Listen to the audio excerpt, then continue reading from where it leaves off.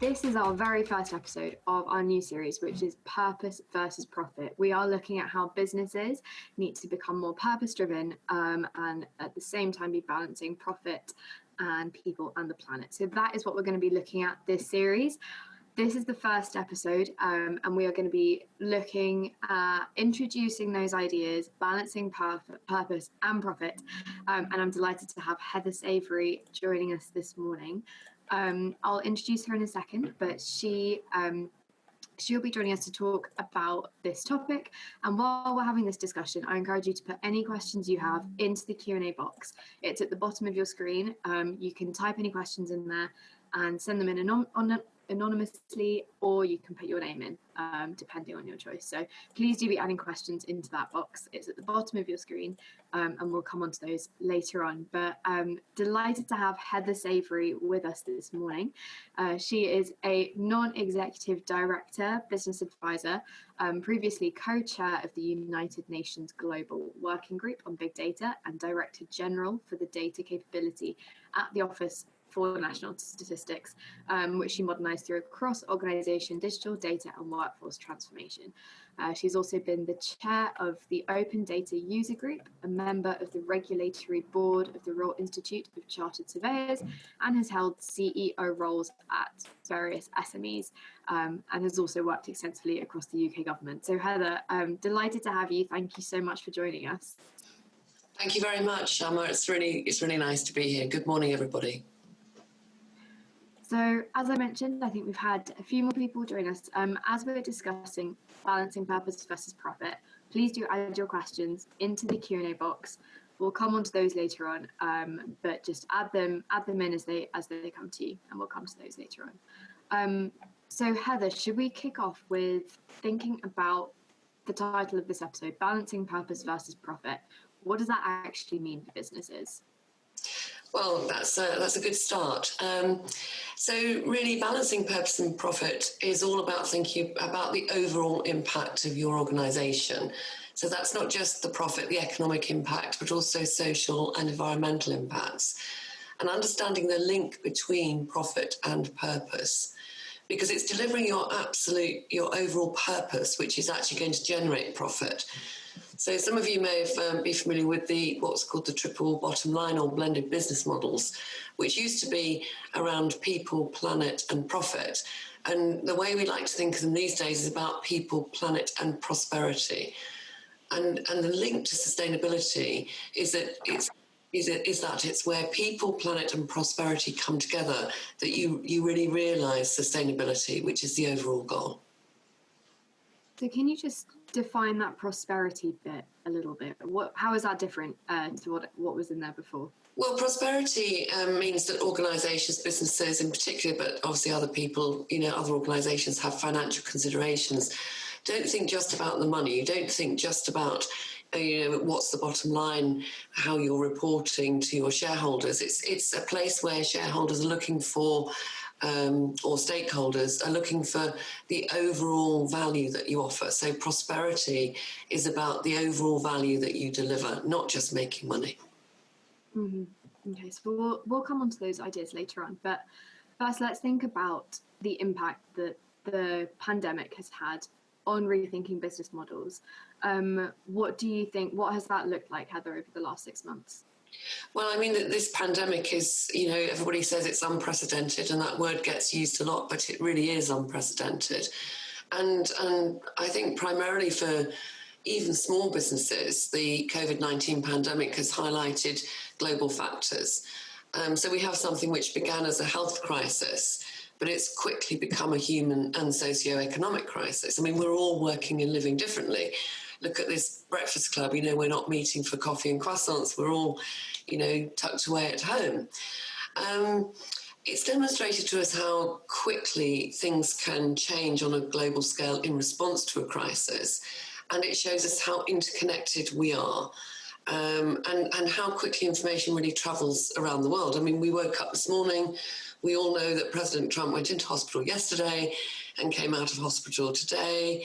And I think what it's bringing out in most of our societies and across the world is I think there is an increased level of collective social responsibility.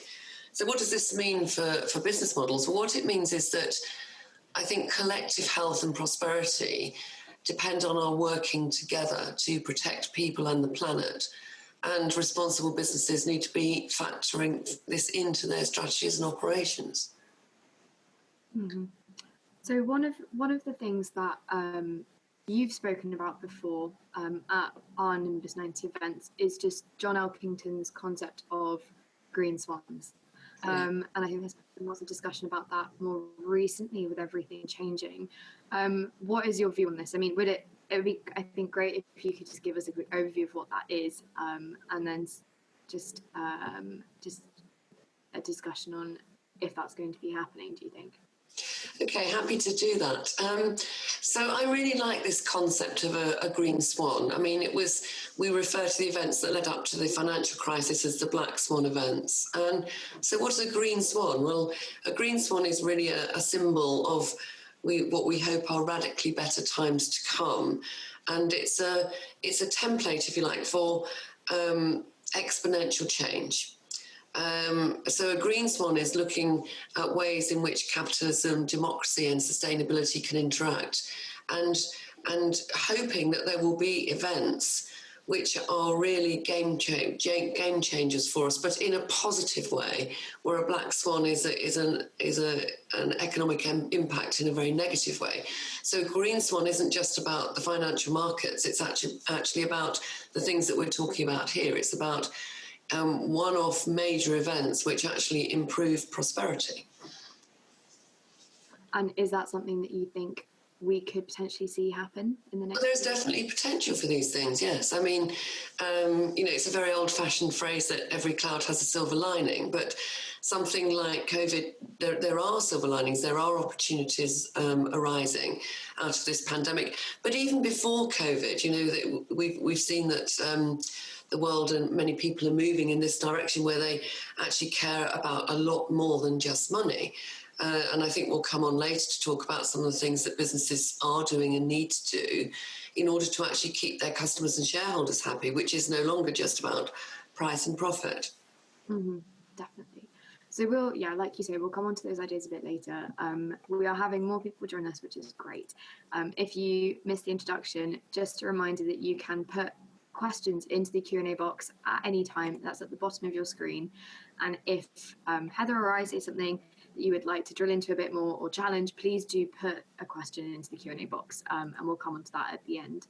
But Heather, this series is based on the UN SDGs, which is the Sustainable Development Goals, which were obviously set 5 years ago. So it's been 5 years we've had them. But what is the role that the business world has to play in addressing these goals? Thanks, Shama. And obviously, I have done some work with the UN on the SDGs, so there's something I'm very, very passionate about.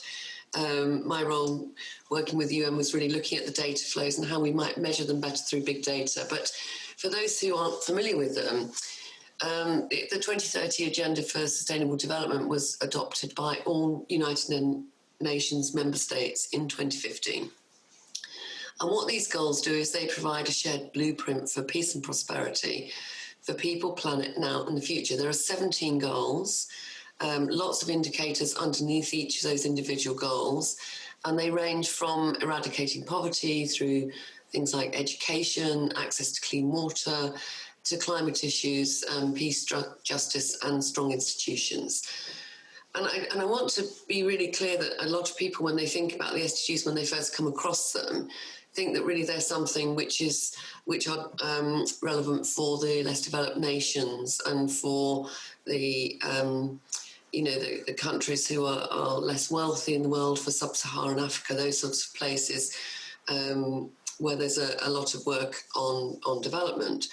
But the SDGs are actually applicable to every nation and every city in the world, because there isn't a city that I've come across yet in the world where there isn't poverty, where there aren't problems, social problems. So it's really important that people see them as something which are universal. So these globally agreed targets, getting on to sort of what does this mean for business? Well, these are globally agreed targets, and they are owned. The targets are owned by the United Nations. But fundamentally, the United Nations need businesses and political systems to act together in order to deliver the goals. One of the ways that businesses get engaged is by signing up to what's called the UN Global Compact, and that asks companies to advance the SDG agenda by, first of all, acting responsibly. And that means two things. First of all, primarily doing your own business responsibly. And secondly, by pursuing opportunities to solve societal problems and to contribute to the furthering the SDGs and actually making them reality through innovation and collaboration.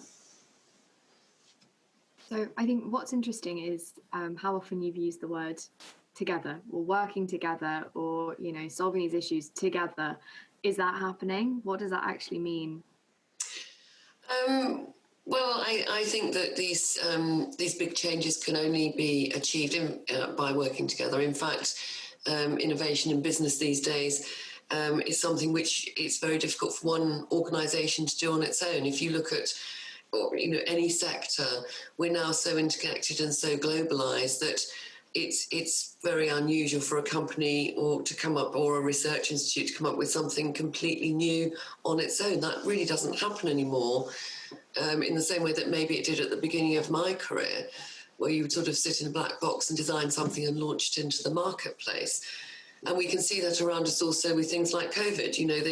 The work to develop vaccines, yes, there are individual organisations developing them, but they are working together. So in this interconnected world that we live in, I think all innovation has to be done in a collaborative way.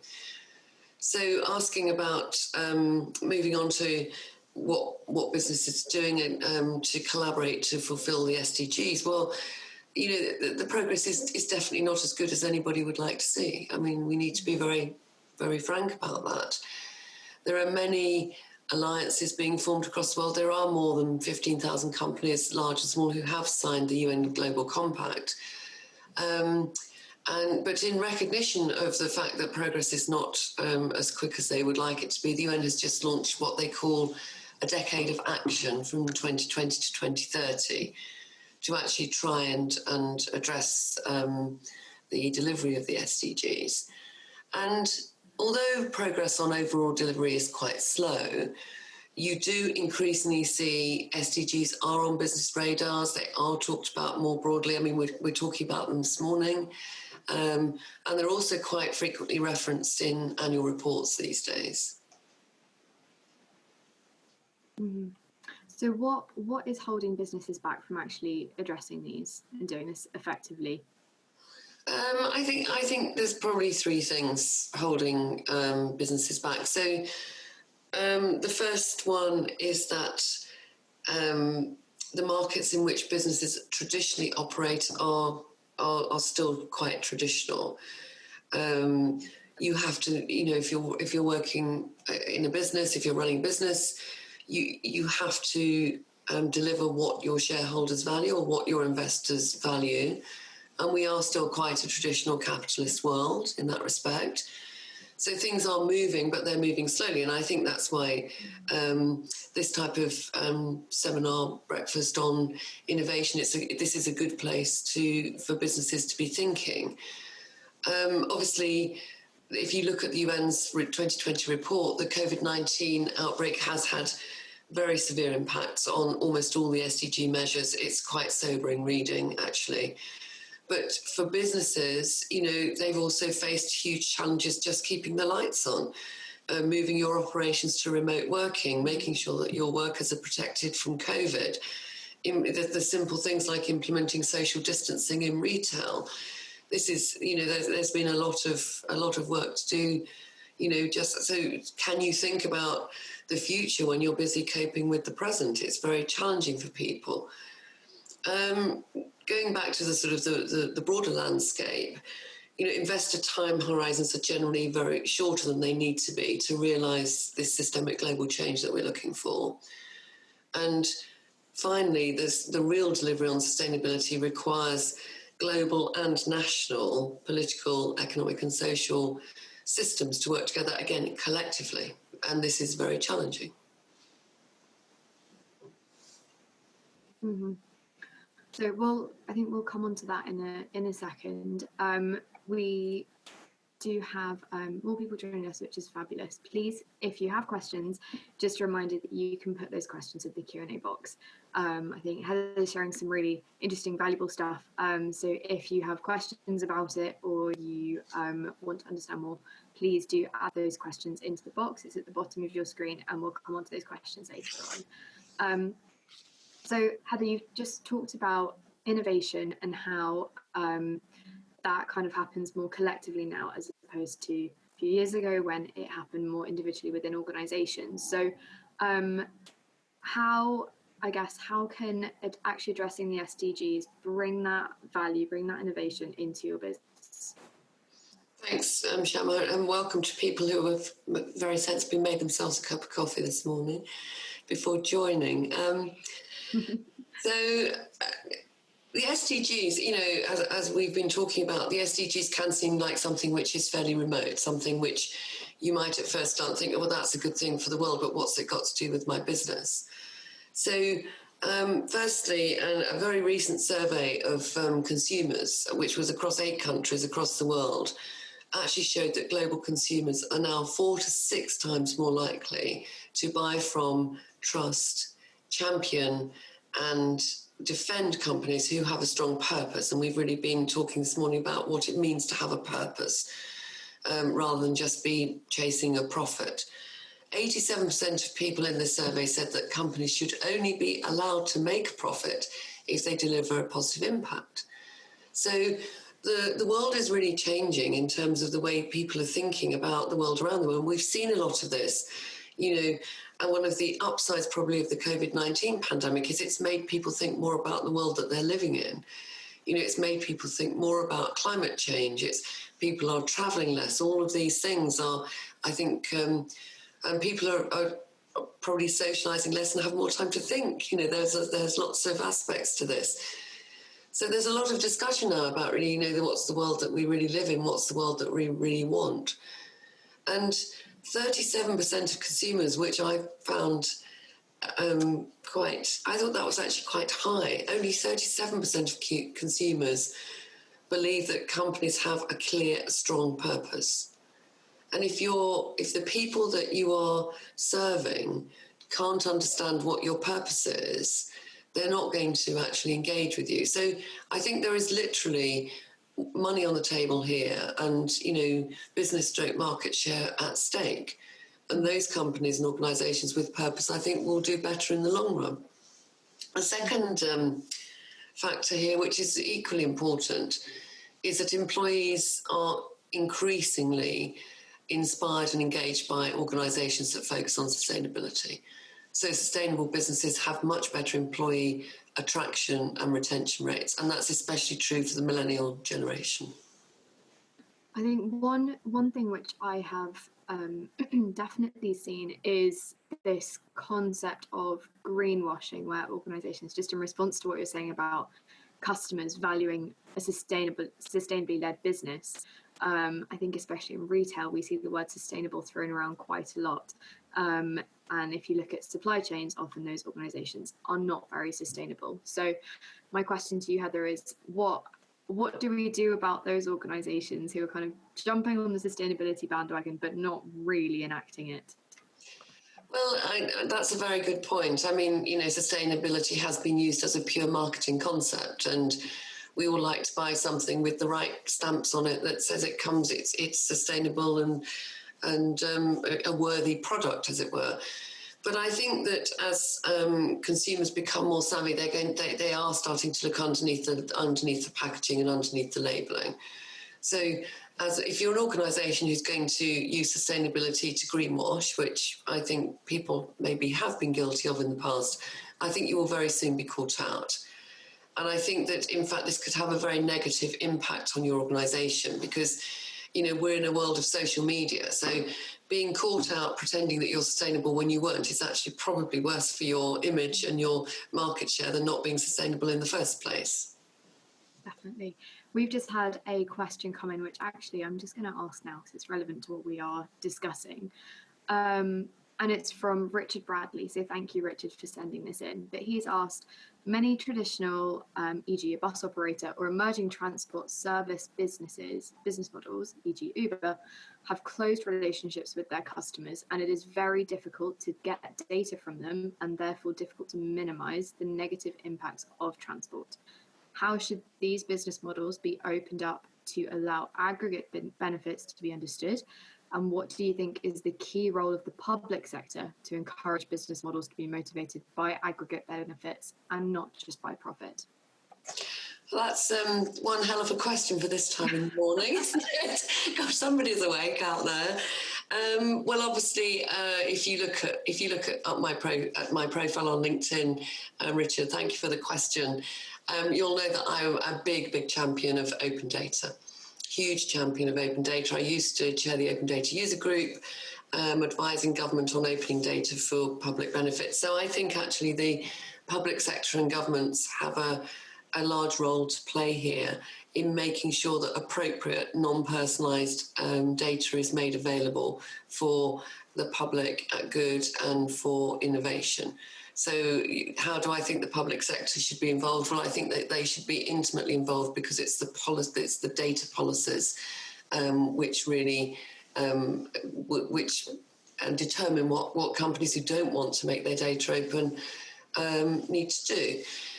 Having said that, one of the real benefits of open data is that if you can persuade organisations to make their data open, almost universally making appropriate data open is a good thing for a business or an organisation to do for a number of reasons, which we won't go into here because we're not talking about open data today. Thanks, Heather. And thank you, Richard, for sending that question in. Another encouragement to send questions in. We'll get onto them shortly, but yeah, please do send those questions in.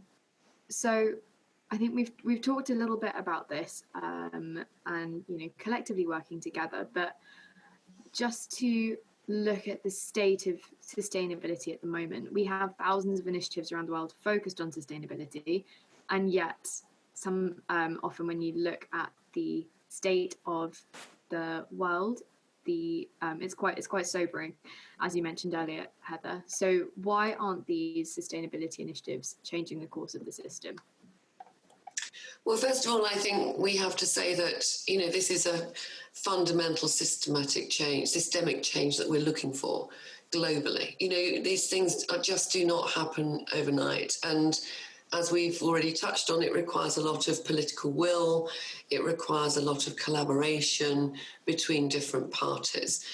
I think it's important, as with any major sort of change, that although we talk about disruptive change happens over time, especially when it's at this scale. We are seeing some results. I mean, you were talking about greenwashing and supply chains earlier, Shama. There's something called the EcoVadis Performance Index on global supply chains. They've been publishing now for about 5 years. Many major international corporations have signed up.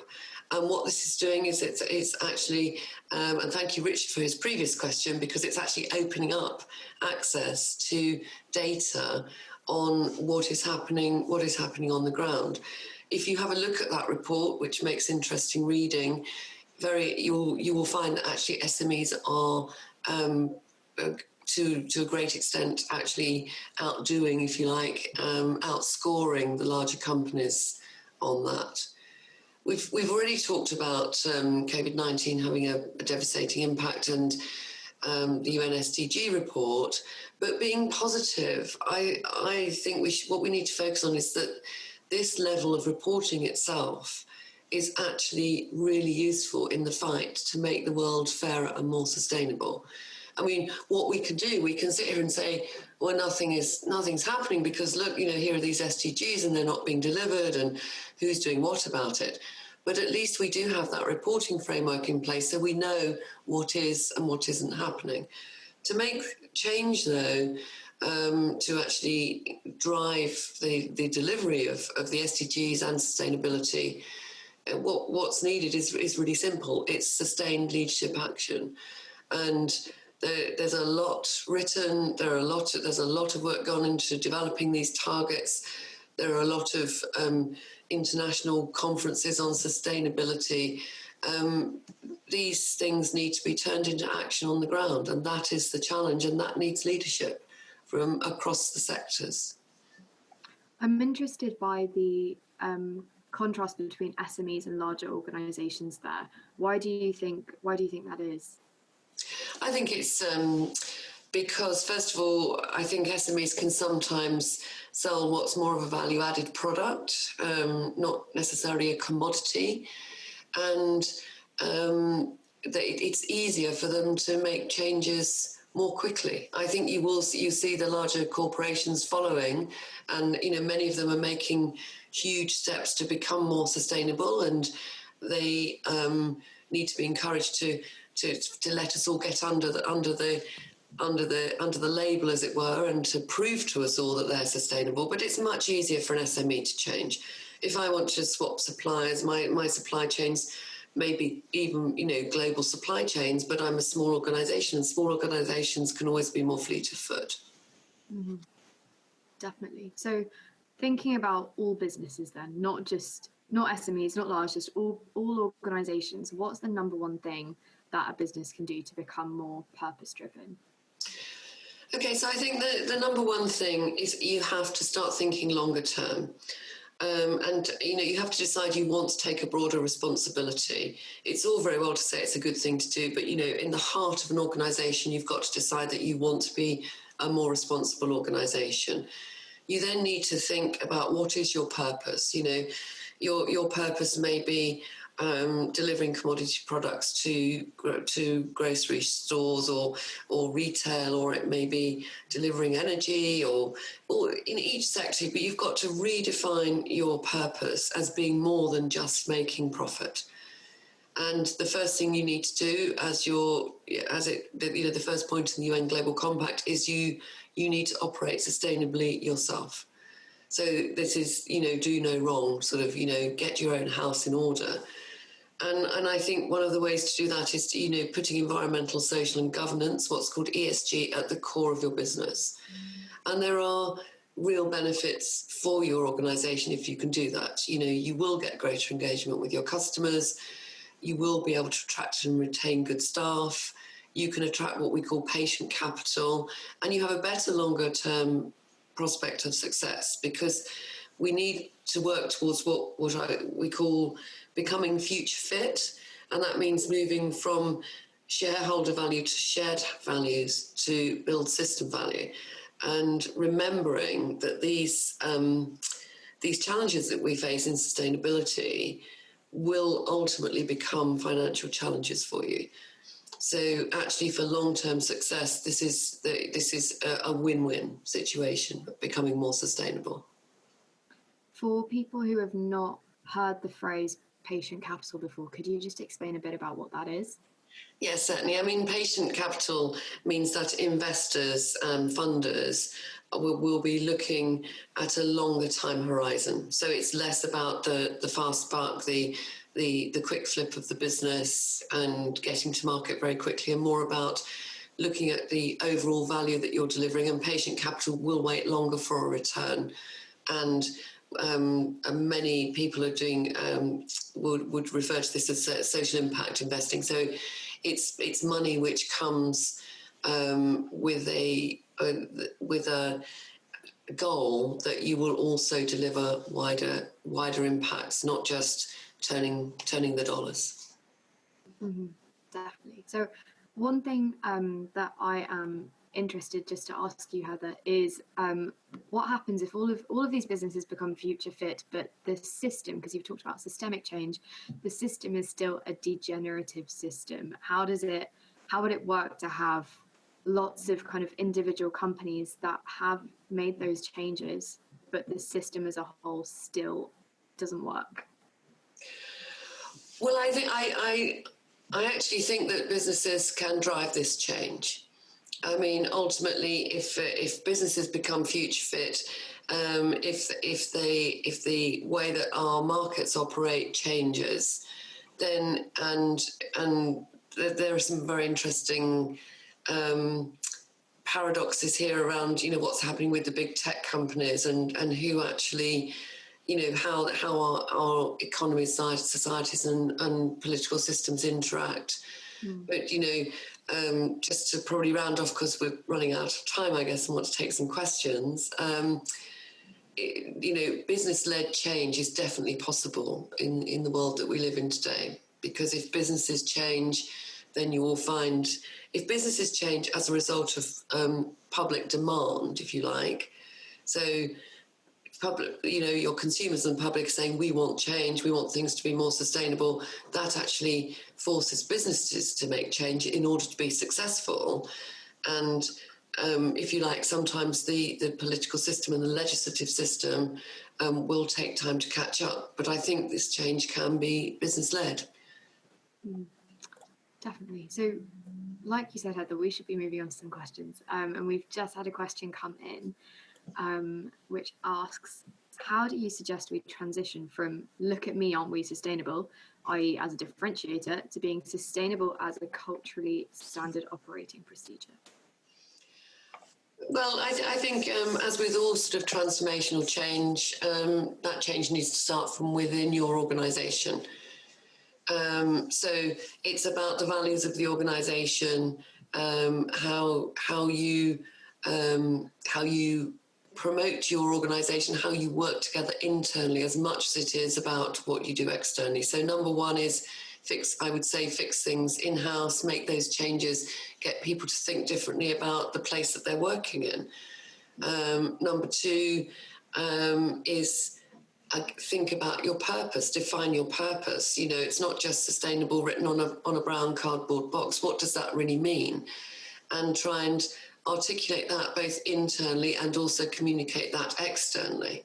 Those would be the two, that would be the two places that I would start. One question I had when you were talking earlier about the consumer as well is just about the accessibility of businesses that have become more sustainable, therefore often their product has become more expensive, and how does that impacts who is able to buy it, and it becomes less accessible as a product. So do you think that's an issue, and how can we be addressing that? Well, I mean, clearly that is an issue. We were talking previously, you know, about the difference between, if you like, a commodity and a more niche product, and it's many of the more niche products which have emerged into the market as the sustainable options. And, you know, because they are niche, yes, they command a price premium.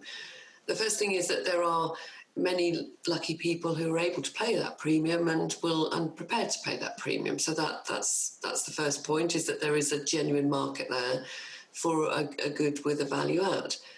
But really, I'd like to take this back to a parallel from my early career in the consumer electronics industry. Now, it may be a surprise to people who are younger watching this that mobile phones used to be really expensive, and I mean really expensive. You know, so when you have new products coming to a market, there is always a price premium for those products, which then become a commodity product. So I think that what you see is that as the system moves towards sustainability becoming the norm, then those prices will come down. It's just it's pure economics, supply and demand to a great extent. Yeah, and I suppose also as consumers respond more in that way, like you say, it will become more ingrained in the system. Yes. For organisations. So I think, sadly, we are running out of time. And thank you to everyone who has put in questions. And Heather, thank you so much for your time this morning and for sharing all of those insights. It's been really interesting. So thank you for joining us. Thank you very much. And I hope the rest of this series goes well. I will be watching. I think it's a great topic.